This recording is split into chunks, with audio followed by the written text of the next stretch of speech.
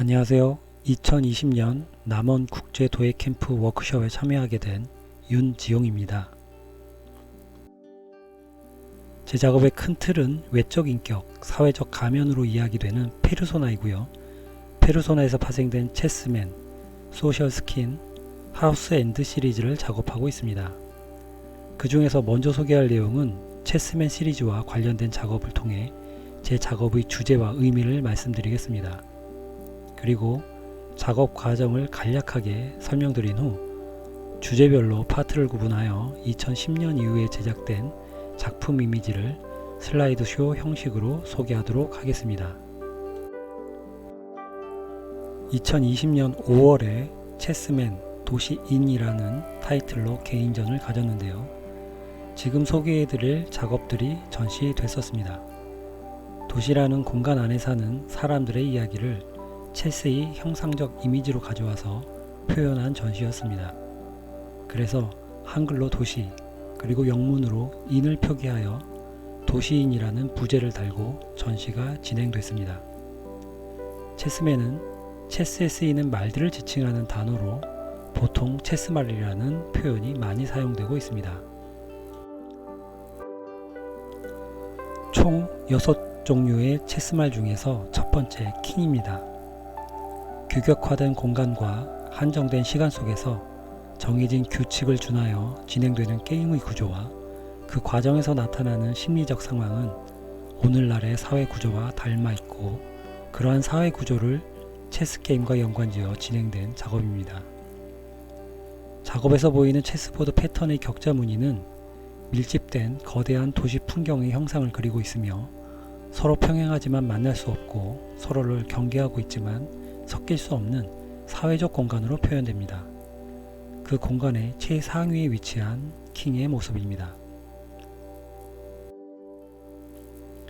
두 번째 퀸은 체스 게임에 사용되는 형태와 같은 형상을 가지고 있습니다.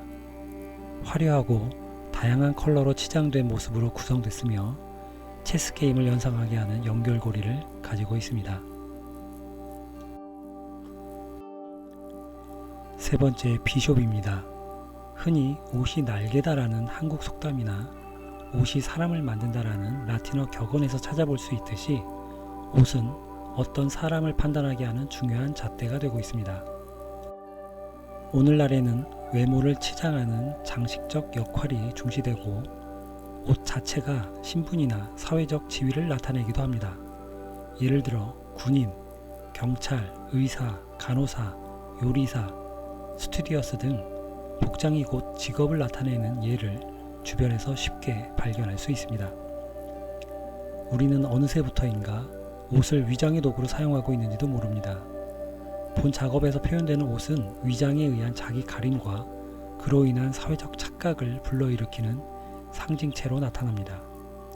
그렇기 때문에 제 작품 속에 보여지는 대부분의 인간상은 정장 차림입니다.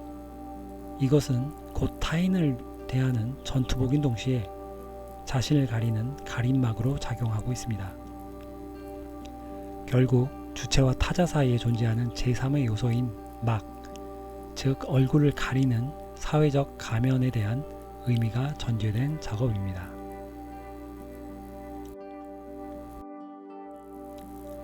다음으로 나이트입니다. 오른쪽 작업은 앞에서 말씀드린 형식과 유사한 구조를 가지고 있고요. 왼쪽 작업은 퀸과 마찬가지로 실제 체스 게임에 사용되는 말의 형상과 비슷한 형태를 보여줌으로써 체스 게임을 연상하게 합니다. 다섯 번째 룩입니다. 문명의 발전 과정에서 도시를 구성하는 하나의 근본 단위를 벽돌로 인지했습니다. 즉 현대사회를 만들어 온 과정의 상징이고 오늘을 살아가는 현대인의 모습을 형상화한 작업입니다. 벽돌은 개체로 존재하지만 그것이 모여 전체를 이루게 하는 특성을 가지고 있기 때문에 사회 구성원으로서의 인간의 모습과 닮아 있습니다. 하나로 존재하지만 전체로 구성되지 못하면 소외되어 파편처럼 나뒹굴 수 있는 것이 인간이기 때문입니다. 그래서 벽돌로 쌓아 올린 구조물로 도시와 도시를 구성하는 현대인의 모습을 표현했습니다. 사회 구조의 축소판으로 대변되는 체스보드 패턴을 가느다란 기둥이 떠받치고 있고, 그 위에 도시와 도시인을 상징하는 구조물 형상을 배치하여 다소 불안정한 이미지로 연출하였습니다. 마지막 6번째 폰입니다. 장기의 졸에 해당하는 말인데요. 등급을 나눈다면 가장 하단에 위치하는 말입니다. 저를 포함한 도시 구성원의 대부분이 체스맨의 폰에 해당할 듯합니다. 실제 체스 게임의 한 편에서 운영하는 총 16개의 말 중에서 8개의 말이 이 폰에 해당합니다. 인간의 형체가 아직 완성되지 않은 모습이지만 꿈 또는 욕망으로도 표현될 수 있는 상승의 욕구를 금빛으로 표현했고요. 본인의 의지보다는 누군가에 의해 조종되는 현실적 상황을 손의 형상으로 표현했습니다. 공격과 방어를 하며 상대의 말을 잡아먹어야 살아남을 수 있는 것이 체스 게임이고, 이것이 곧 게임의 법칙입니다. 이러한 형식적 룰은 오늘을 살아가는 현대인들의 먹이사슬과도 닮아있다고 생각됩니다.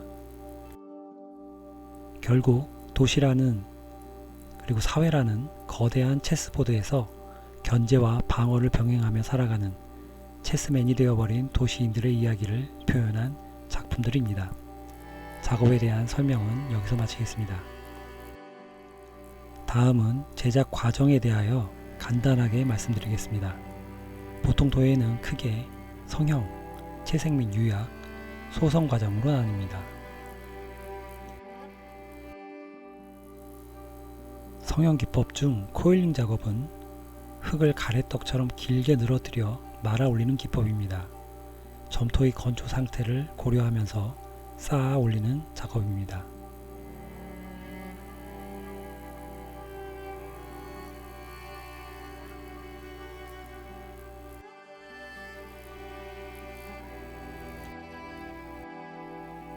다음 기법은 흙판을 밀고 재단하여 접합하는 판성형 작업입니다. 이 작업 역시 도판의 건조 상태를 균일하게 유지하면서 작업을 진행해야 하고요. 접합 시 접합면이 잘 붙을 수 있도록 흙물을 발라 붙이게 됩니다. 판 작업은 판과 판을 이어 붙일 때 이전에 붙인 판에 힘을 받지 않도록 주의하면서 작업해야 합니다. 물레를 돌려 성형하는 물레 작업과 조각 과정입니다. 석고틀을 이용한 가압 성형, 흙물을 풀어 슬립 상태로 만든 뒤 석고틀에 주입하여 형태를 뽑아내는 이장 주입 성형 등 다양한 기법들이 사용됐습니다. 이상으로 제 작업에서 사용된 성형 기법들에 대하여 간단하게 말씀드렸습니다. 다음은 채색 및 유약 작업입니다. 보통의 경우 흙 성형 후 건조와 초벌구이 과정을 거쳐 채색 작업을 하게 됩니다. 도예 작업은 소성 과정에서 고온의 열을 견뎌야 하기 때문에 세라믹력 안료와 산화물 등으로 채색을 하거나 유약으로 시유하고 마무리하게 됩니다. 물론 작업 스타일에 따라서 다양한 과정의 변이가 발생하게 됩니다. 소송 온도 또한 800도에서 1260도까지 다양하기 때문에 그 순서와 재료의 선택에 따라서 작업의 순서와 방법은 유동적이라고 할 수 있습니다. 제 작업 역시 구현하고자 하는 최종 결과물의 이미지에 맞춰 제작 방법이나 순서를 정하여 진행하고 있습니다. 다음은 페르소나, 소셜 스킨, 체스맨, 하우스 앤드 순으로 챕터를 구분하여 작품 이미지를 소개해 드리겠습니다.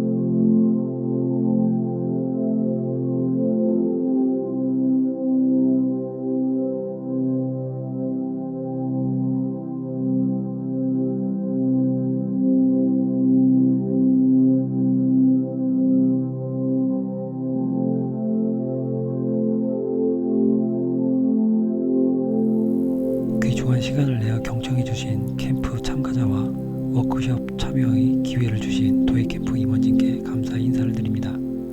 이상으로 제 작업에 대한 발표를 모두 마치도록 하겠습니다. 감사합니다.